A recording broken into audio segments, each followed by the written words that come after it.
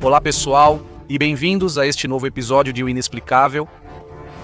Em 30 de junho de 1908, numa manhã de verão na remota Sibéria, o céu explodiu. Sem aviso prévio, uma luz ofuscante rasgou as nuvens acima da taiga.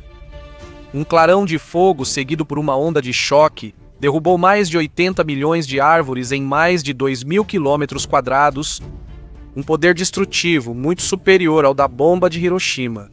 Mas nunca encontraram cratera, fragmento metálico, corpo celeste ou explicação definitiva. A ciência tentou várias vezes fornecer respostas.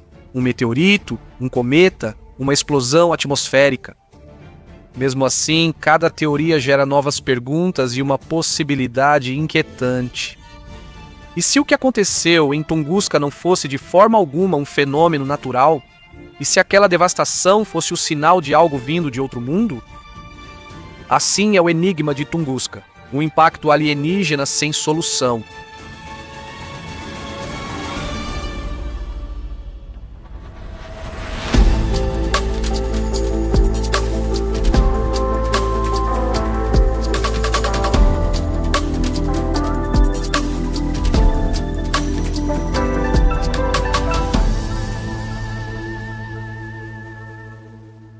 Está feito.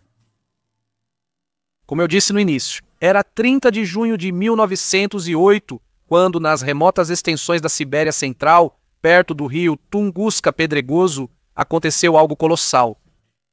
Às 7h17 da manhã, uma explosão violentíssima rompeu o silêncio da taiga siberiana. A terra tremeu, o céu pegou fogo. Moradores de Vanavara, a 60 quilômetros, relataram ver um grande objeto em chamas cruzando o céu e deixando uma trilha de fumaça. Azzuroniolo. Depois, um clarão ofuscante, seguido por um estrondo tão potente que fez as pessoas voarem pelo ar e quebrou os vidros das janelas, a mais de 400 quilômetros de distância. Testemunhas relataram um sol explodindo no céu e um trovão sacudindo a terra, e de uma onda de choque tão violenta que dava a impressão de estar diante do apocalipse. Os relatos, embora fragmentados, concordavam em um ponto: ninguém tinha visto algo assim. Um dos testemunhos oculares, Semyon Semyonov, contou assim: num primeiro momento, vi o céu se partir em dois e um grande fogo cobrir a floresta.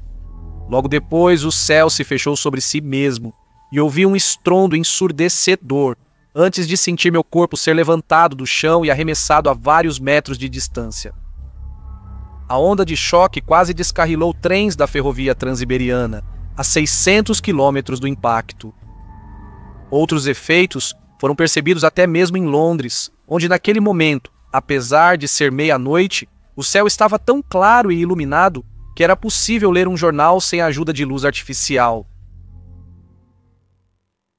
Quando, anos depois, o mineralogista russo Leonid Alexeyevich Kulik e sua equipe conseguiram chegar ao epicentro do evento, em uma área extremamente isolada e inacessível, na época ficaram chocados. Diante deles se abria uma paisagem surreal. Mais de 2.000 quilômetros quadrados de floresta destruída e mais de 80 milhões de árvores caídas, todas dobradas radialmente, como se atingidas por uma onda explosiva. Mas havia um detalhe ainda mais inquietante. Ao contrário do que se poderia esperar, não existia uma verdadeira cratera. Nenhuma cratera, nenhum fragmento evidente, apenas árvores derrubadas e uma zona epicentral onde os troncos estavam queimados, mas permaneciam de pé. Como se a explosão fosse no ar. E é aqui que o mistério começa. Não houve vítimas oficiais, pois a região era quase desabitada, com apenas alguns nômades e evenque, mas foram registradas consequências estranhas. Algumas testemunhas relataram fortes dores de cabeça, febre, náusea. Outros disseram que os animais ficaram enlouquecidos ou que as bússolas naquela área haviam parado de funcionar. Alguns até juraram ver criaturas de luz flutuando no céu à noite depois disso. Eram apenas sugestionamentos, alucinações coletivas ou o efeito de algo mais sinistro. O mistério de Tunguska, desde então, inspirou gerações de cientistas, ufólogos e entusiastas de enigmas cósmicos. Porque aquilo não foi uma simples expressão, foi o início de um enigma que até hoje não tem uma resposta certa. A palavra ciência. Quando se tenta explicar racionalmente o mistério da explosão de Tunguska, o ponto de partida é quase sempre o mesmo: a hipótese de um corpo celeste.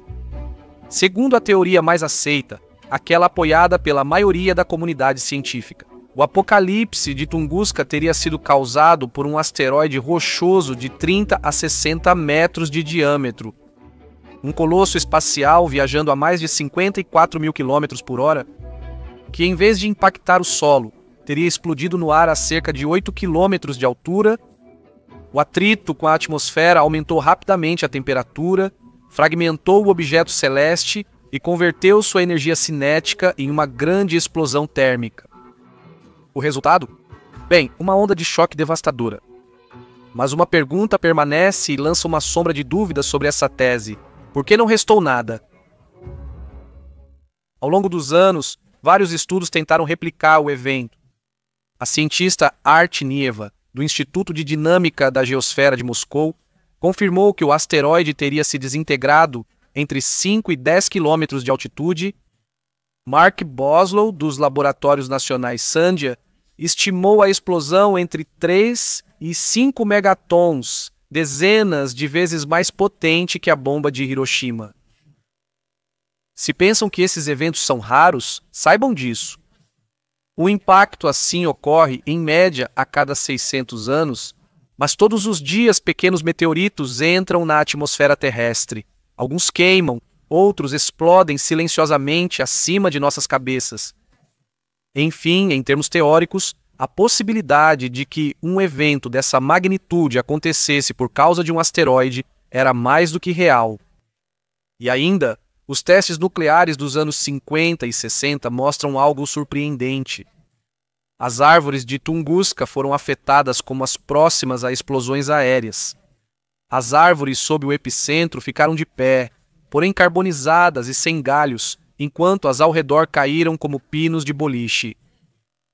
Um experimento soviético dos anos 60 reproduziu o padrão de destruição em forma de borboleta usando pequenas explosões em modelos em escala. De acordo com essa reconstrução, o objeto teria atingido a atmosfera em um ângulo de cerca de 30 graus, vindo do Nordeste. Mas de que material era feito aquele objeto celeste? Segundo simulação da National Aeronautics and Space Administration e Universidade de Wisconsin, o asteroide não seria ferroso nem carbonáceo. Se fosse feito de ferro, teria atingido o solo, deixando uma cratera evidente. Se fosse composto de materiais muito frágeis, teria se desintegrado muito alto para causar a devastação que observamos. De qualquer forma, esses estudos são suficientes para resolver o caso de uma vez por todas? Bem, eu diria que não.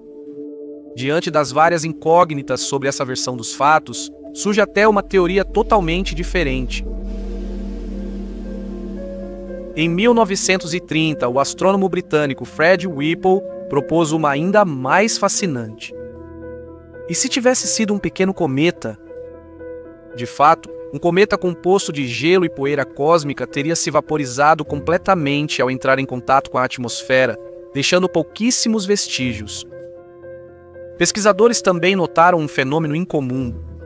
Nos dias seguintes à explosão, foram observadas noites incomumente claras na Europa, como se minúsculas partículas suspensas na atmosfera refletissem a luz do Sol, mesmo após o pôr do Sol. Exatamente o que se esperaria da cauda de um cometa. Em 1978, o astrônomo eslovaco Lubor Kresak propôs uma hipótese mais precisa. Segundo ele, o que explodiu sobre a Sibéria foi um fragmento do cometa Encke, que todo ano causa a chuva de meteoros das beta-taurídeas. Curiosamente, o auge do fenômeno coincide com os dias do evento de Tunguska. Em 2008, uma simulação tridimensional realizada por Uchusnikov e Rodenko valorizou ainda mais a hipótese do cometa. Segundo os cálculos, o objeto se dissolveu na atmosfera, causando a onda de choque que destruiu a floresta.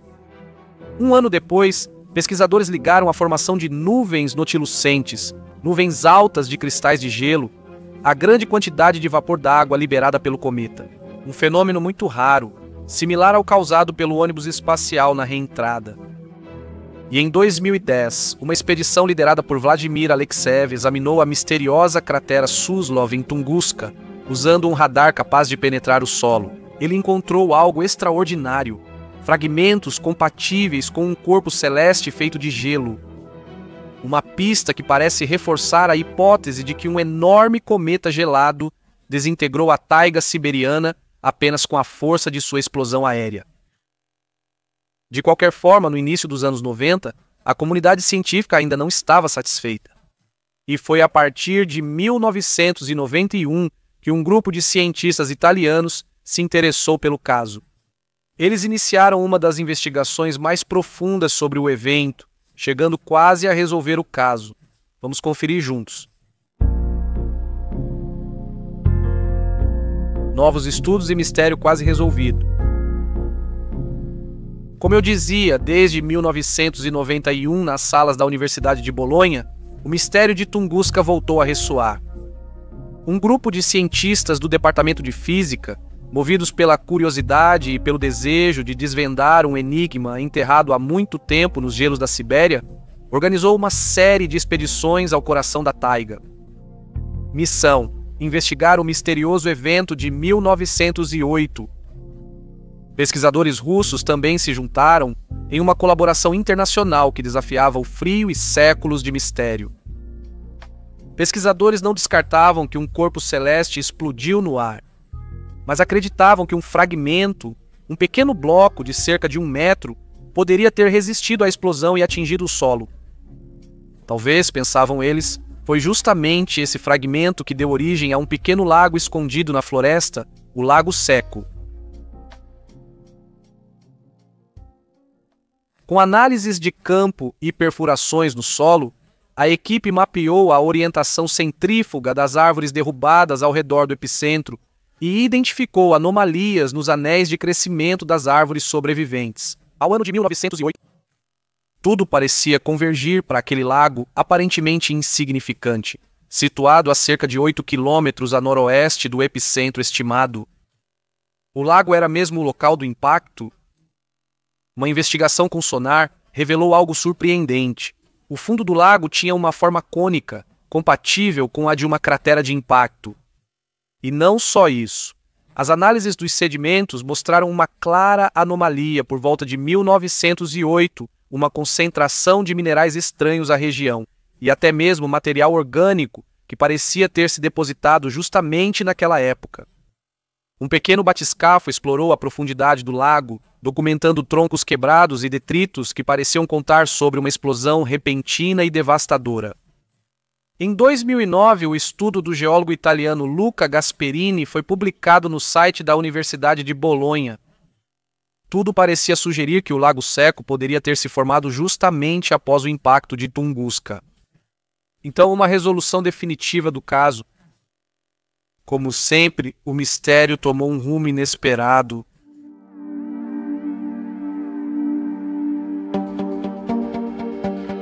Em 2017, pesquisadores russos retornaram ao local com novos equipamentos e análises. Os dados coletados contrariavam as hipóteses italianas. Ao analisar os sedimentos do fundo, descobriram uma camada contaminada por radionuclídeos dos experimentos nucleares soviéticos dos anos 50. A profundidade dessa camada permitiu calcular a taxa de sedimentação do lago, que resultou estar entre 3,6 e 4,6 milímetros por ano. Com essa taxa nos 126 centímetros de sedimentos, a idade mínima do lago ficou em cerca de 280 anos, ou seja, muito anterior à explosão de 1908. Além disso, cientistas russos apontaram um limite físico. Segundo seus cálculos, um meteorito rochoso desse tamanho não sobreviveria intacto à entrada na atmosfera e, ao mesmo tempo, manter uma velocidade suficiente para gerar uma cratera semelhante. Então, aquilo que parecia um enigma resolvido acabou novamente envolto nas névoas do mistério.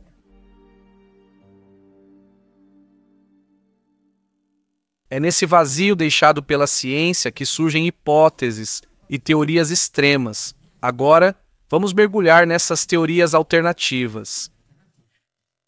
Neste ponto, vocês devem estar se perguntando o que realmente causou a explosão de Tunguska em 1908. Foi realmente um corpo celeste? Ou talvez algo que escapa completamente à nossa compreensão? Considerando a devastação inédita, 80 milhões de árvores caídas, explosão igual a 1000 bombas de Hiroshima e nenhuma cratera, é normal deixar a imaginação voar para outras hipóteses menos convencionais. Não surpreende que, ao longo dos anos, tenham surgido teorias ainda mais inquietantes, algumas racionais e outras quase irreais.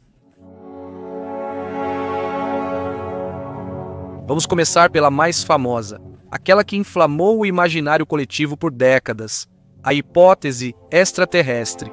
Segundo essa teoria, o evento de Tunguska não teria sido causado por um objeto natural, mas sim por uma nave alienígena. Sim, vocês entenderam direito. Um veículo vindo de outro mundo que explodiu ou se autodestruiu por razões desconhecidas. Talvez para evitar um impacto direto com a Terra, por uma manobra mal sucedida, ou, como alguns sugerem, para evitar que a tecnologia a bordo caísse em mãos erradas. Essa hipótese não é apenas uma fantasia moderna. Ela foi formulada já no pós-guerra pelo escritor soviético Alexander Kazantsev, um dos autores e pioneiros da ficção científica na União Soviética. Em seus contos, Alexander Kazantsev falava de naves espaciais que usavam energia atômica muito antes de a energia nuclear se tornar de domínio público. Mas Alexander Kazantsev foi além da narrativa. Afirmou que as evidências coletadas em Tunguska eram compatíveis justamente com uma explosão nuclear, muito antes da invenção da bomba atômica, para se ter uma ideia. E então era realmente uma nave alienígena? Ufólogos soviéticos das décadas de 60 e 70 defenderam fortemente essa tese. Eles afirmam que a explosão deixou traços anômalos no solo e árvores, com radioatividade elevada e anomalias magnéticas na região. Variações no campo magnético terrestre não seriam explicadas pela tese do meteorito. Mas o mistério não termina aqui. Se vocês achavam que a ideia de uma nave alienígena destruída no ar já era perturbadora o suficiente, esperem até ouvir esta. Há uma hipótese ainda mais sombria sobre o evento de Tunguska, um experimento militar secreto que saiu de controle e terminou tragicamente. Segundo teorias alternativas, a explosão de 1908 não foi causada por meteorito ou fenômeno natural, e sim por tecnologia experimental desconhecida. Uma arma energética, talvez desenvolvida por uma potência militar à frente de seu tempo, ou até mesmo vinda de outro tempo. E sim, vocês entenderam direito, há quem sugira que em Tunguska deu errado um experimento temporal. Alguns teóricos da conspiração chegam a imaginar uma arma do futuro lançada naquela época para o passado. Um erro de cálculo, talvez. Um mau funcionamento durante uma viagem no tempo, ou talvez um teste deliberado para ver como interferir em eventos do passado. Ficção científica, talvez, mas, de acordo com alguns físicos teóricos, as distorções do espaço-tempo, por mais improváveis que sejam, não são completamente excluídas pela matemática da relatividade geral. Na Sibéria, naquele verão de 1908, algo pode ter se aberto. Algo que não conseguimos explicar. Pesquisadores independentes mencionam uma fenda espaço-temporal anômala, como se as leis da realidade tivessem cedido por um instante, permitindo a passagem de energias ou entidades de outro plano. Um efeito colateral ainda pouco compreendido, talvez visível nas anomalias do local. E não acabou. Entre as hipóteses mais fascinantes e assustadoras está a do chamado mini buraco negro, um fragmento infinitesimal do universo primordial, um resíduo cósmico que, segundo alguns, poderia atravessar a Terra sem destruí-la completamente, mas gerando uma onda de choque catastrófica. Nessa visão, a explosão de Tunguska nem teria sido uma explosão no sentido clássico, mas sim a consequência da passagem silenciosa de um buraco negro subatômico pelo nosso planeta. Entrou na Sibéria saiu de outra parte do globo, deixando para trás apenas devastação e mistério. E mesmo depois de mais de um século, o mistério permanece. Todas as missões soviéticas e, posteriormente, as russas enviadas para investigar voltaram com mais perguntas do que respostas. Sempre que uma teoria se aproxima da verdade, algo não se encaixa. Novas inconsistências aparecem e dados recentes contradizem hipóteses anteriores. É como se o evento de Tunguska estivesse envolto por uma aura de resistência. O mesmo ocorre com a explicação, como se não quisesse ser entendido. O que de fato ocorreu na manhã de 30 de junho de 1908?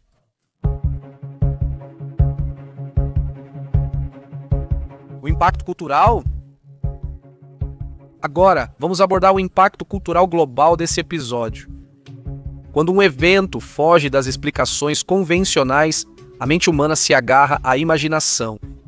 Porque, apesar das teorias científicas, dos modelos atmosféricos e das simulações de computador, aquele estrondo gigantesco no coração da Sibéria continua ecoando não só nas florestas derrubadas, mas também na cultura popular. O enigma de Tunguska simboliza tudo o que permanece sem solução em nossa relação com o universo. Dos romances de ficção científica aos videogames apocalípticos, esse mistério foi reinterpretado de mil maneiras. Encontramos isso nos contos de Arthur Clarke, nas HQs da Marvel, em referências de Arquivo X e até em jogos como Call of Duty e Assassin's Creed Chronicles. Tunguska vira cenário perfeito para conspirações, invasões alienígenas e segredos do governo. Mas não é só ficção.